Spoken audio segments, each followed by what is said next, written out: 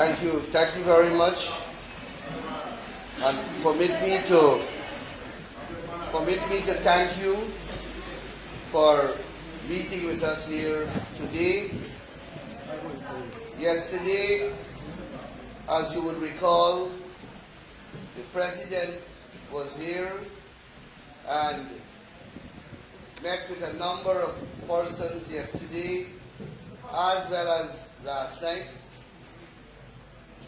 Yesterday here and at Buxton, and then last night at State House, and promised that myself, the PM, and Dr. Frank Anthony will come on the East Coast today to continue to meet with you.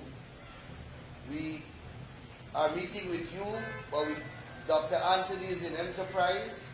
We just came from Edmore, and we plan to visit villages such as Golden Grove, Nabacalis, Victoria, and Cove and John, because these are villages that are also affected by the horrific outburst of violence which permeated the East Coast corridor yesterday.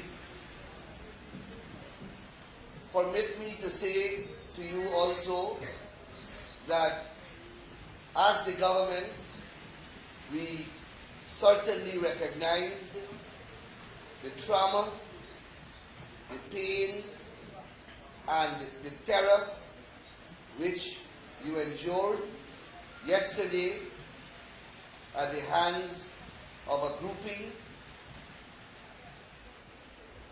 I want to assure you that we recognize the sacrifices that you have made, the restraint which you have exercised, because were you to respond in an equally violent and criminal manner, we could have had a horrible situation.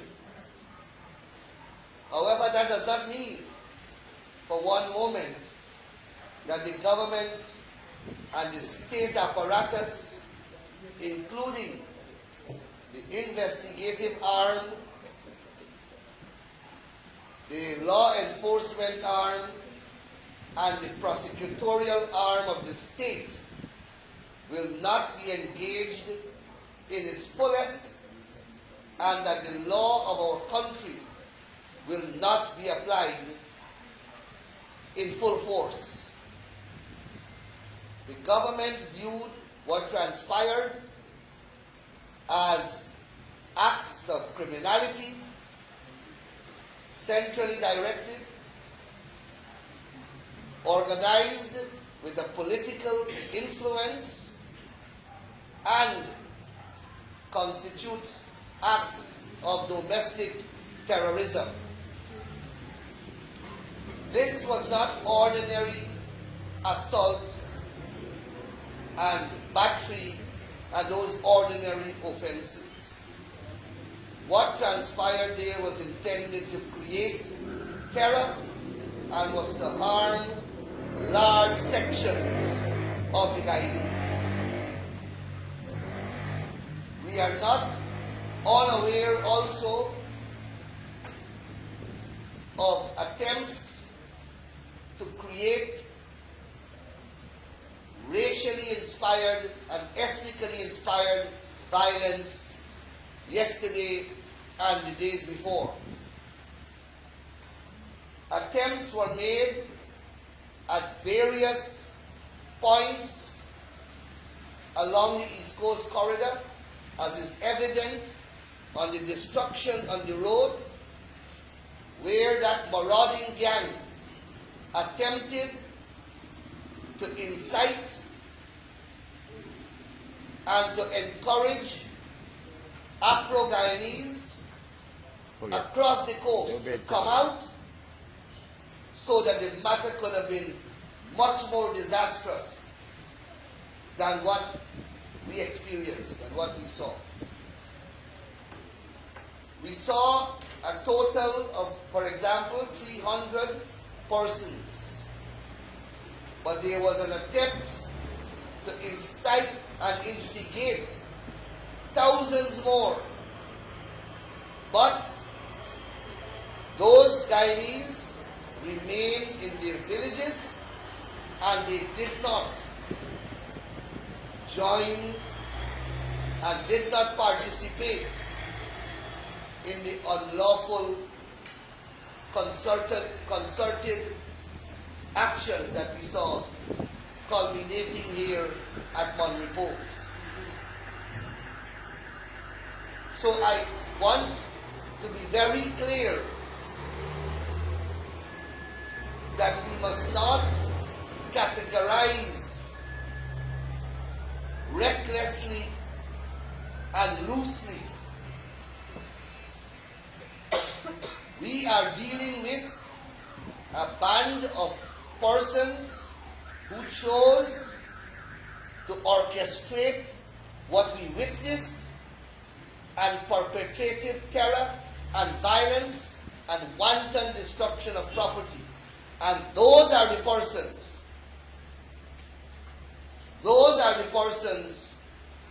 whom will be the target of the state's response.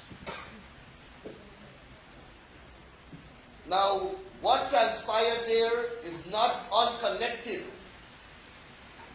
with the tremendous work that our government is doing to advance the economic fortunes of this country, to advance our social agenda as a people, and to improve ethnic relations in our country as we strive to build one Guyana.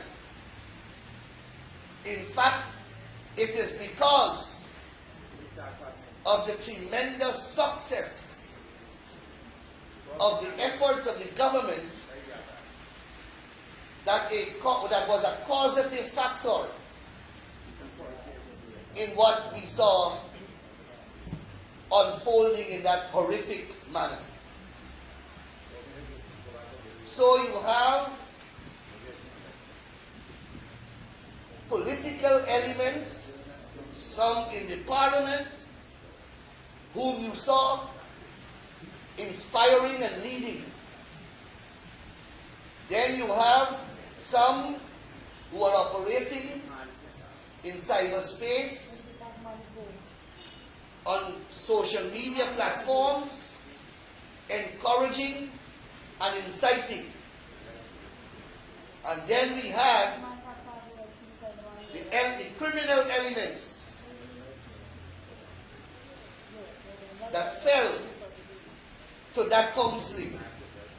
And those were the actual perpetrators who took advantage of the situation or capitalized on the occasion to perpetrate the acts of criminality, violence, robbery, and mayhem that we witnessed. As a government, and as the government in charge of the state, we are here to assure you that there will be a response in accordance with law to what transpired.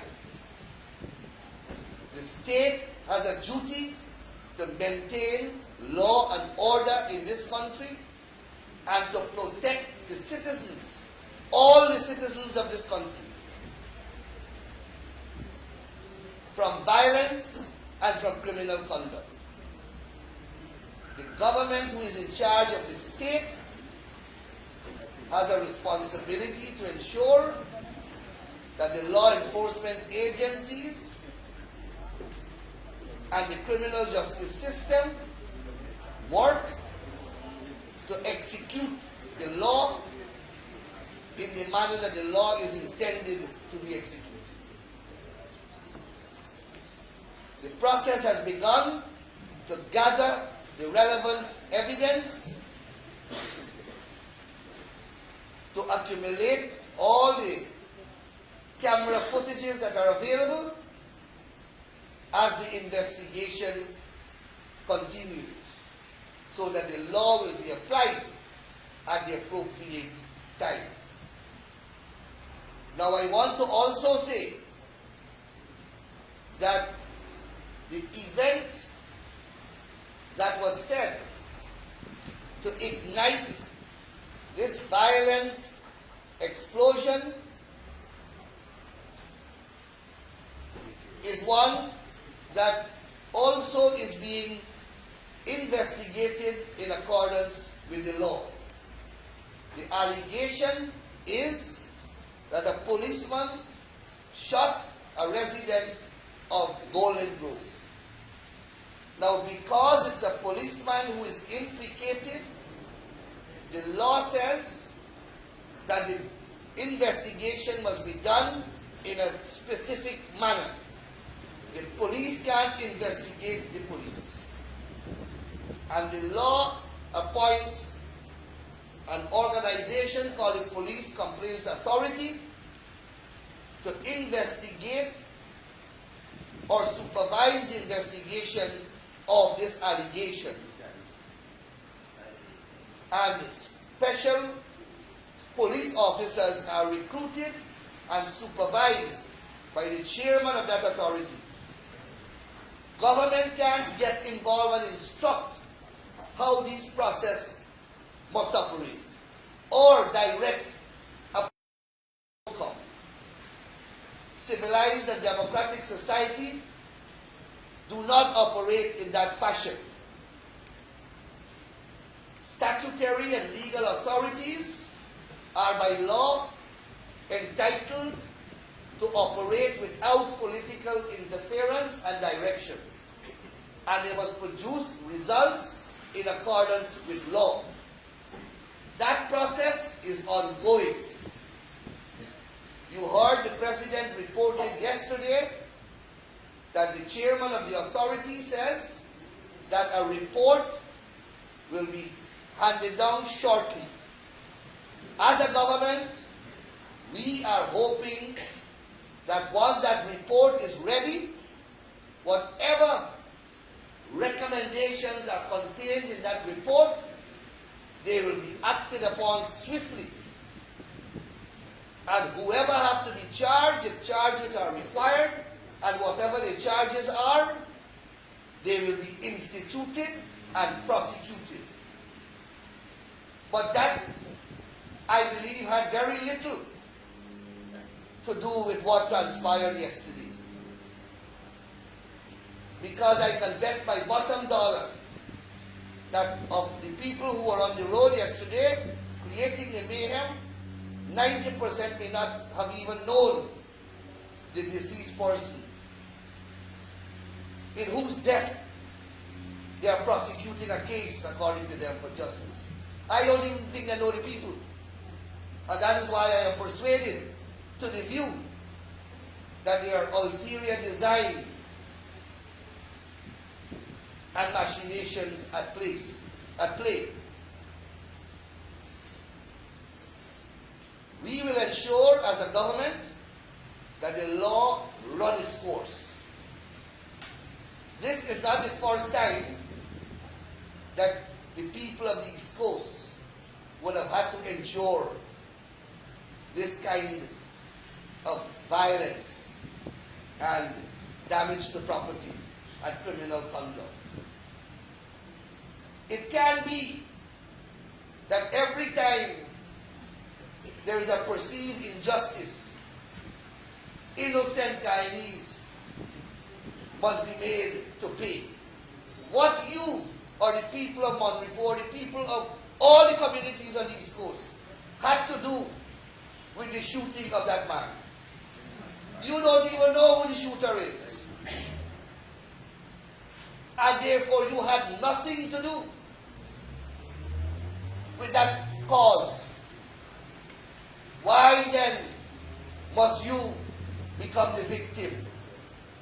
That nonsense must stop in this country.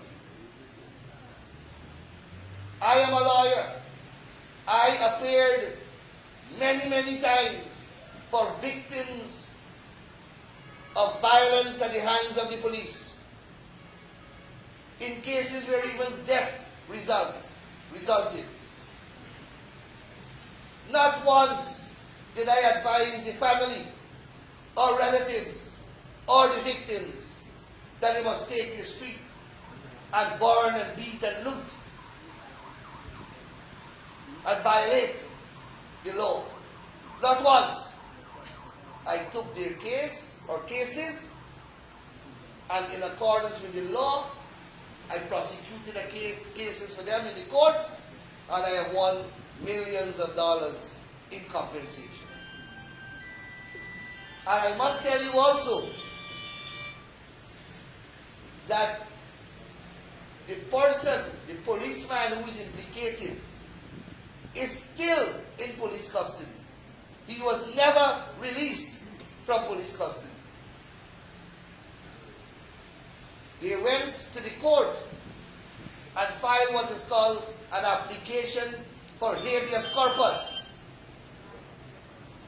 asking that the judge must release the policeman. He has lawyers. Her name is Keisha Williams. They made an application to the court to release him.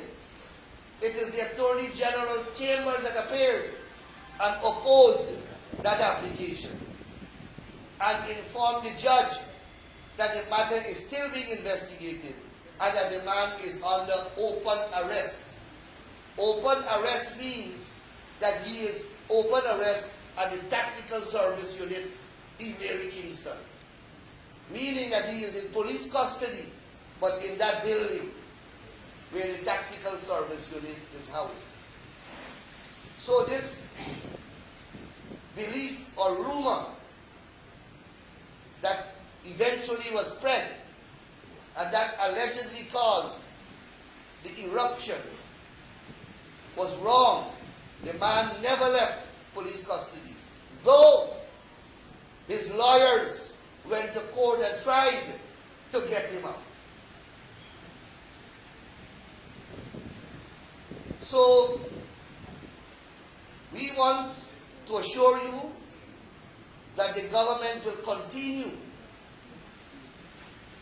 to ensure that, the government will ensure that the law enforcement agencies remain on this East Coast corridor to ensure that the roadways remain safe and passable.